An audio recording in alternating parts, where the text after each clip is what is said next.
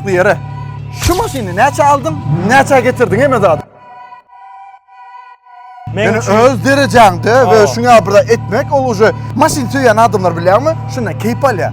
Gidersen karvet deydi, yankalıp M8 deydi, o bet maşinler almana gerek yok. O CLS'ler, Yeşkalar biliyor musun? Şulamışı yana kovu burada. Men yani şonunu mesela gidip de taze M8, M3 şolar alıp tun etmek kazgınmada düşüyor. Ve keyfi başkaça var. Böyle dava şey değil, en kızıklı yeri.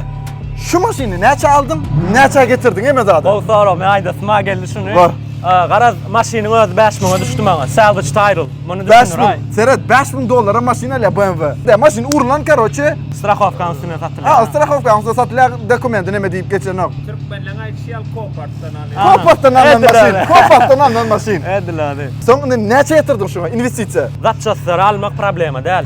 Şu zapçası yerine oturtmak ve esleşini alak sağlamak. Şu zatlar pul çıkıyor. Köp zat özüm ettim. Yani şu özüm edenimden neçe esemen pulu az çıkarttım da. Şu sebeple izetemen yine de üstüne maksimum 5.000 koyunur. $5.000.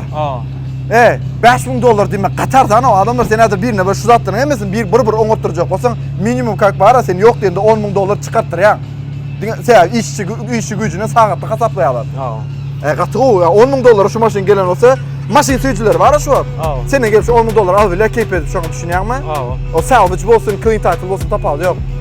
Katı o. Şolar yani. Maşin satlığa oğlanlar. Maşin satlığa isteyen alyan olsanız indi hazır yol uğra 3 köşk maşinler görüp başlayız. Kovuca. Yor onda. Yor Ali.